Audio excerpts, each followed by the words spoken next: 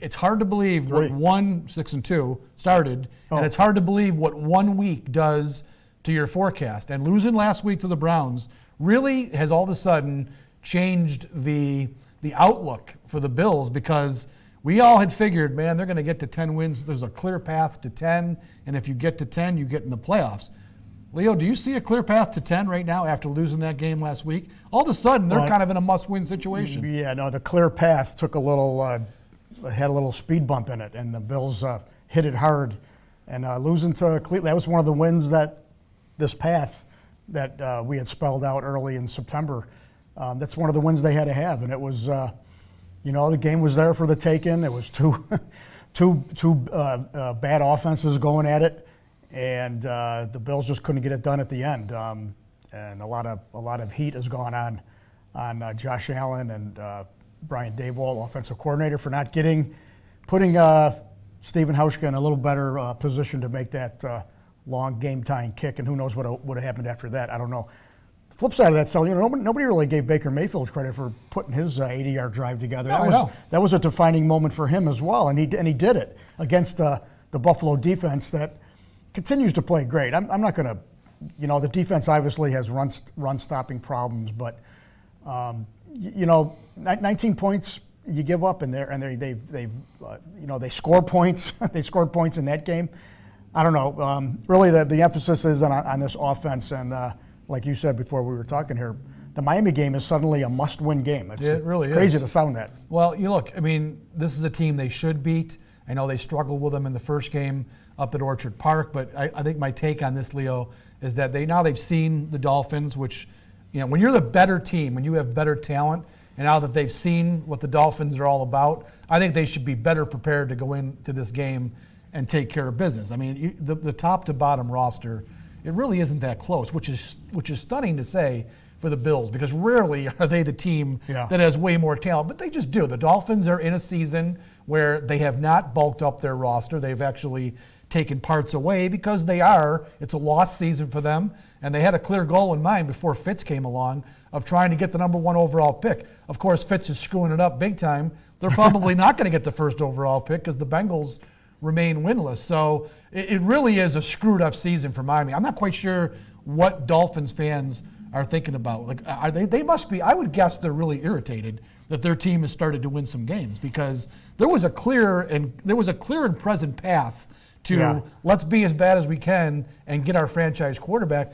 They're not going to get, in all likelihood, they're not going to get their franchise quarterback, because they might be picking, right now they're picking fourth in the first round. Yeah, the first month of the year, I added it up last night, but I forget. I think they were outscored something like 163 to 20 or 23. It was 100. The point differential was 137. It was the first month. Those first 4 games were just awful.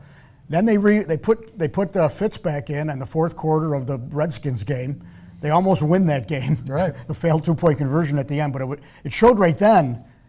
They tried to win that game. They were going for it right then. They were. And the rookie coach Brian Flores is telling everybody, "I'm trying to win games." So, and ever since then, and then they came into Buffalo, played well. Ever since then, they have played well. They played well against Buffalo, Pittsburgh. They've beaten the Jets and the Colts. Right. It's 4 games and a quarter that they've been playing decent competitive football. They're since the 0-4, they're 2-3, and now their point differential in the last 5 games is -12. So they've been in every game. They've played tough. They're playing hard, and you would expect that. They're NFL players. I think we all knew the players are trying to win games. They don't care what the front office. There's a couple. is saying. I know there's a couple quarterbacks in this draft too, 2 or 3. So they might get they'll get one of. Maybe get one of these guys. Maybe they will. I mean, who knows? But right now, they certainly have not locked up the number 1 overall pick, which I think was their goal all along this season. And as we said, Fitz has come along and screwed things up. I'm sure the locker room is a happier place to be. I'm not sure what the front office executives are thinking, but he has thrown a crimp into that. We started off on this path, and I'll keep going. Like I said, the Bills, it's a game they have to win. They cannot afford to lose to this team. The Colts just did that last week. That's going to be a damaging loss for the Colts. They're in the wild card hunt. Well, they're actually in the AFC South hunt too. You can't lose to the Dolphins at home, but they did. Buffalo can't suffer the same fate. We've talked about this schedule, Leo. It was the easiest schedule in the league.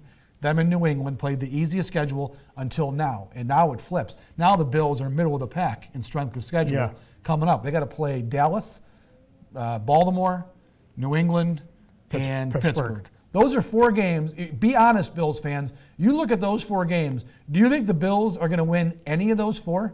3 of those are on the road, right? Yeah. No, 2 of them are on the road. And Pittsburgh's come No, on. 3 of them. 3 of them are on the road. Yeah, Pittsburgh's turned their season around, as you know they would under Right. Steelers are the that Steelers. coach. Yeah, so that's and they're getting good play out of Mason Rudolph, the other. Well, for I don't know about good, but well, acceptable. He's managing. He's the managing game. what they do, Right. and the Tomlin coach team's always great. And that game's at Pittsburgh. At Pittsburgh. So, at Pittsburgh, at New England, at Dallas. At Dallas. That's a really. So I mean, And say the only game they have at home Yeah. in that group might be the hottest team in football, Baltimore. Bills got to win the rest of the winnable game. Now, if they go 0-4 in that stretch, now you're at 7 losses. You're at 9-7. Right. Got to beat the Jets on the last game of the year. Now you're at 9-7, and you're in a whole hodgepodge of wild card. Now hell. you need Andy Dalton and Tyler Boyd to come through again and perform. And you're also some miracle. 9-7, and you're 9-7, and you're going to the playoffs. Where are you going? Well, so Leo, look, let's be honest here. If they were 10-6 and going to the playoffs, All right. what would you really expect in that first game? I'm not expecting much from this yeah. team. Look, but a double-digit season's a whole. It is. I know it's so fine. It's only one game. it's a different look on the absolutely on is. the win column when you got 2 digits there. I get that, but look, Leo, we saw this last week. We've seen it most of the year when they have not been able to really hammer any of these bad teams they played in the first half of the season.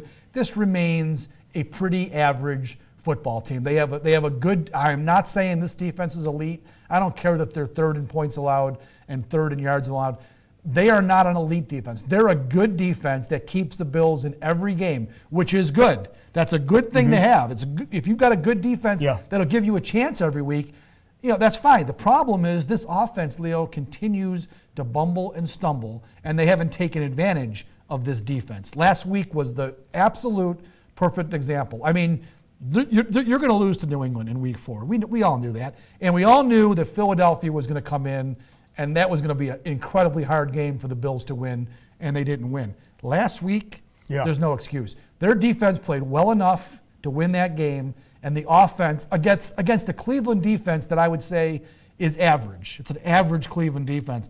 The offense didn't get it done, and that's a horrible loss. No. Even though it's on the road, and Cleveland, look at the rosters, they probably have 8 of the best 10 players in that game were probably Browns. Doesn't matter. The Bills should have won the game, and they didn't do it. Yeah, the Bills never established any kind of rhythm or tempo against that offense, against that Browns defense. It seemed they didn't get the running game going, obviously, and that's been a big theme all week too. Is lack of touches for Devin Singletary coming off a really good game the week before, and it's you scratch your head, and that's one of the things that I'll always go back to as well, and is they got to run the ball. Now, going into the year, one of the things was we don't want the Bills to run as much because they wanted to develop this quarterback, in Josh Allen. We want them to be a little bit more prolific as a passing team.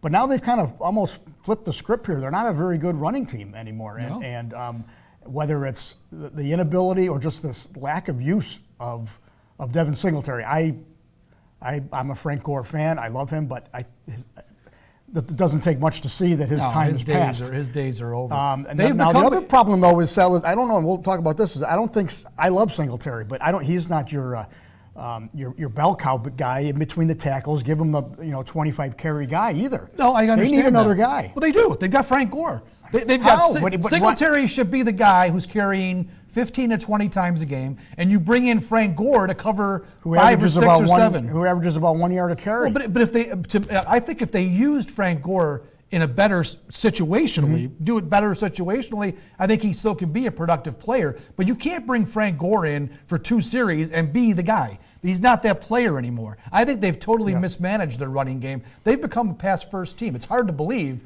but they're throwing the ball, I think it's about 60% of the time. In Kelly's days, they didn't throw the ball 60% of the time. So they've become a pass-first team. They've done it with a lot of short passing and intermediate. But look, Josh Allen is still such a flawed player, and if they're going to put the ball in his hands to throw it 60% of the time this season, I don't think that's the way to go. You're right. They did want to come into this year and develop him, and I was all for that. But now that we're 9 games into this, and we're not really seeing, I don't think, any progress in the way Josh Allen is playing. I just don't. I put the numbers out in my column. There was all this talk about his better completion percentage this year. He's 31st in the league right now, Leo. How much better is he? I mean, his numbers have dropped week by week by week. He's still the same guy. So I think they need to refocus the way they play their offense, and they need to start running the ball more. And you know me, I love passing. I can't stand run-first teams. But right now, the Bills should be a team that runs the ball a little bit more than they pass the ball, and they're not doing I know that. yesterday, Sal, obviously it was a gang up on Josh Allen day, and it'll always be that way. I mean, he's the franchise quarterback, the guy they put, that this coaching regime and front office regime has put their faith in. As he goes, they all go. And I think they will do anything it takes for the rest of this year to make sure he's their guy, because they know where everyone's future's at. Now, Well, I agree with that. Now, I guess I'm not gonna gang up on Josh right now. I like a lot of things I see out of him, and I just still think he needs a true number one running back. He needs a number one tight end, and he needs a number one wide receiver, and that's going to have to take place in the offseason. I agree. And the thing is, though, they did upgrade the talent. So I was hoping for more of a jump this year. I mean, they had nobody on offense last year. They've added John Brown, Cole Beasley. Dawson Knox is okay right now. The upgrade of the offensive line, I mean, I think that's a big upgrade. And yet we're still seeing the same type of play from Josh Allen. So you can't tell me that, with the upgrades they've done, clearly they're not Pro Bowl players. I get that. No. But they're certainly better than what he had to work with last year. You don't think he's a little better than last year? I think he's incrementally better, Leo, but he still makes the same damn mistakes. Last week on 3rd and 4, the play of the game, I'm not going to say most NFL quarterbacks understand that situation. I get that. I get that the read took him to John Brown one-on-one. That's fine in the first, second, third quarter. Hell, early in the fourth quarter. Okay, good. Take your shot. In that situation, they had to get the first down. He can't read that play and make that throw in that situation, knowing that now it's 4th down and we're screwed. We have to kick a 53-yard field goal. That's what bothers me about Josh Allen. We're not seeing growth in that area of the game. That's absolutely spot on, and they'll admit that. And Allen admitted after the game, and Daboll on Monday, and McDermott, whenever he admitted it, I'm sure he admitted it. Monday and Wednesday. He admitted it too, because that's a mental play.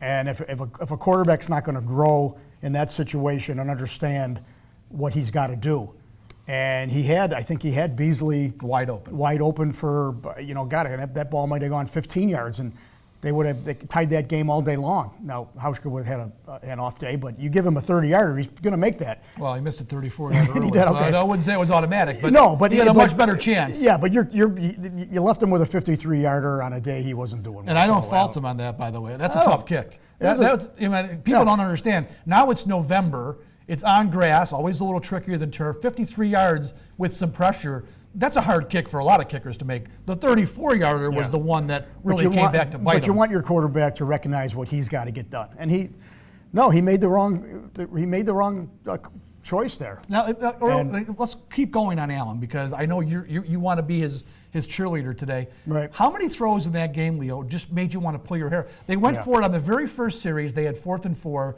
Inside at the 39. Did draw pass interference. Okay, big deal. That was the first play of the game. He got a pass and interference. it wasn't anything that he did. The encouraging thing there was that the ball was in the same zip code with the defensive back, so they could at least get some action out of it. So I admit his deep balls have not been close to hooking. So 4 plays after that first play of the game, they got 4th and 4. John Brown beats his guy easy, quick slant over the middle. It's among the easiest throws an NFL quarterback can make. He throws it behind Brown, behind his hip, incomplete, drive dies. That's what led to Cleveland driving down the length of the field for the second time in the game, and that led to that great goal line stand. But again, there's a throw that drive should have been extended, and Buffalo at that point probably would have been in position to score. He misfires there. He misfires, Leo, on the plays that every quarterback needs to make, and we see this week after week. He never has a game where it's mostly clean. There's always these throws that, what are you doing? How could you not complete that pass? We're asking these questions as we watch the game. That's what bothers me most about him. He's so far away from being the efficient quarterback the Bills need. And again, when you don't have upper end talent, you don't have Odell Beckham Jr. reaching 5 yards behind himself to haul that ball in, you've got to be more efficient, more accurate. He's just not that player. Right, That's what's so frustrating. And like I said earlier, I guess there are these final 7 games. 7 games. Yeah, it's going to be the Josh Allen project. Focus on him. I don't, if they obviously you want to make the playoffs, you want to be moving forward, but right, if Allen doesn't really come out of this season, because last year he did come out of last season, his rookie year, he came out of that year giving this team a lot of energy, well, he was on the upswing, yes, very much so, and really, and so you're right. If he plateaus, if he goes from here now and doesn't show some really good improvement. Yeah, it's a worry. I guess it is a worry going, but they're not going to do anything about it, Sal. They're not going to get rid of him. Well, I'm not saying they should get rid of him. I just wish that they could get this guy to a point where he can play efficiently enough to get this team to the playoffs. Because right now, he's holding them back. The offense is what's holding this team back. That's the reason they didn't win this Cleveland game. They'd be 7-2 if they had taken care of business last week. And now you can really see, like we were talking about when they were 6-2, you could see the path to the playoffs, but it's definitely getting narrower now because they're playing better teams, and I don't think the Bills have played very good football really for weeks. They really haven't. They have been, like you said, they've kind of plateaued, and they haven't really shown us much of anything. They played really well in that Patriots game. They should have won the game. Since then, they really haven't done much of anything. The worry, I guess, and it's always the same, has been in this 20 years of one playoff berth. It's never in sync. They don't have. When the offense is good, the defense isn't. When the defense is good, the offense isn't, special teams, whatever. And so how long can you expect this McDermott defense to be where it's at? I know. Because they're going to lose Lorenzo. I still say, and Micah Hyde and Jordan Poyer, great safety tandem. They've been playing their best football, and they're in their primes. Right. But they're going to start going downhill as well. They got a lot of wear on themselves. They make a lot of tackles. Those two guys, they're great. Love them to death. But you can't expect them to play at this level for the next 3-4 years until Josh is ready. Well, no, so now you're replacing parts on the defense in mass. Well, Trey White's going to come up for a contract. Trey White's going to come up for a contract. Shaq Lawson will be gone. Lorenzo retires. And Ed Oliver. Well, Ed Oliver, this is a tangent. That's a total tangent. But he's missing in action. Yeah, he is. That's a problem. And that is, when you look back and say, wow, maybe they could have drafted one of these wide receivers last year. Well, it was too high for them. They got to go. Point. Yeah, well, you got to go defense with this coach. Well, right? That's true. And they're going to have. And speaking of which, they'll have to do that next year. They have to get an edge rusher because this pass rush is terrible. Trent Murphy's just been invisible. Totally. Trent Murphy's got one sack. Invisible. Jerry Hughes has 2.5. He's got 4 quarterback hits is all. They got 11 takeaways, Sal. That's why you talk about not being elite. 11 takeaways. They got 22 sacks. Their sack total pace is going to be right on where it was last year. One of the major goals this year was to improve the pass rush. That was one of the clear areas of need, and they did not do it. No. Ed Oliver was going to be the guy that occupies all these bodies and pressures up the middle and forces the quarterback into those ends, and it was all going to be great. It hasn't happened. When Jordan Phillips is leading your team in sacks, he's a big lug of a defensive tackle. Yeah. That's not the best situation. All right, so with this game, Leo, what I think is going to happen here, they've seen the Dolphins once. They did not play well that day. They were fortunate that Trey White made a great play to turn the game around, and the Bills did take control in the fourth quarter. They scored 22 points, I think, in the fourth quarter to win going away. I think they go down to Miami, and they've seen Miami now. They understand what these guys can do. Mm-hmm. They have more talent on their roster than the Dolphins, and given that tangible right there, that they've seen these guys, they should go down there and take care of business. I'm fully confident the Bills are going to go down there. I know a lot of people were worried about this game because the Dolphins are all of a sudden frisky and they're playing with some attitude, and they're basically flipping the middle finger at their owner for tanking, and they want to prove it's almost like Major League, the baseball movie. They're like, screw this guy, we want to win games. But I just think the Bills should go down there and take care of business. They're the better team, and they really have to win it. And I think they realize that. I think they realize this is kind of a must-win for them. Well, the simple synopsis of the Cleveland game was that talent won out in the end. The Browns had more talent. They won, whatever. Yes, this Bills roster is superior to Miami. Now, the first time they played, Sal, I think the Bills were 17-point favorites. And what is this one? They're only favored by 5.5. So you can just see where the gap is narrowed in these 3 weeks. Well, people were starting to doubt the Bills. They're doubting the Bills, and the Dolphins are playing with, like you said, they're frisky with some spunk. And Ryan Fitzpatrick, our good old buddy, he's going to be good for 2 touchdown drives. Yeah. He is. He just is. And then maybe a field goal. So that's 17. This offense better hit its whopping average of 19 again, and they win this game and get out of there alive. And that's what I think exactly what's going to happen. I think I picked 23-14. That's kind of how I see it. Yeah. Dolphins are going to score a couple, because they're at home. I think they'll be able to do a little bit of Fitz. damage. He's going to do it. And it's Fitz. Yeah. He's a pain in the ass. He's like a cockroach. You can't kill him. He even said that on the conference call. You guys can't get rid of me. They can't get rid of me. The whole league can't get rid of this guy. He's still a functional player. Yeah. So I think the offense will do this. This Miami defense is still terrible. They still don't do many things well. They're a bunch of no-name players. The Bills' offense, if there's any week that this team is finally going to get it going, and they did score 24 on offense in the first game, I think they get healthy this week and they do some damage and they finally put a team away the way they're supposed to. And again, it's because they have more talent, but I think they're starting to feel a little bit of pressure. They realize they're not coasting home now. They got to get this win. They scored 24 with the help of 2 Bills takeaways. Well, the one, don't forget, they drove. They did drive, it was on the 2-yard line. They drove 98 yards, so I'm not going to call the takeaway the big play. I mean, Bills, it was a play that turned the game, but the offense then went and did But something. think about that. That was 14 points that got taken off the board on Miami's side. Right, exactly. It was 14-point swing. So you think, now you're asking the Bills offense to have tacked on another couple touchdowns. You're right, Sal. This offense has not had its big whopping, wow, that was a great game. There's no, the 400 yards in offense and the great red zone and third down rates and all that good stuff. The apologists, you can look at it and you can say incrementally, there's a little bit better things, but, in the big picture, Sean McDermott's offenses, this is year 3 for him. His offenses are in the Dick Duran area. Yeah, they are. And the first year of Chan Gailey, which was an awful season. So he's a defensive coach, and he's done his job on that side of the ball, but he has not really fixed a lot of things on this offense. And, no. Well, and he wanted to. His formula is great defense and then have a good enough offense. Yeah, he's left it to his offensive coordinators to run that side of the ball. And I think Dable is a good coordinator. I think he comes up with good game plans. I think he's handcuffed in some of his play calling because of his quarterback. And I think if they can finally get a true, whether it's a big time receiver or a big time tight, whatever it is, they need like you said, a bell cow at some position. They've got a bunch of guys who are good. They have nobody who's great. Maybe that is what Josh Allen needs to finally turn it around, and maybe that's how Dable can unleash his offense. I think he's doing a good enough job with what he's been given. But again, to me, it all comes back to the quarterback. I just won't get off that until Josh Allen can prove that he can put this team on his back and carry them.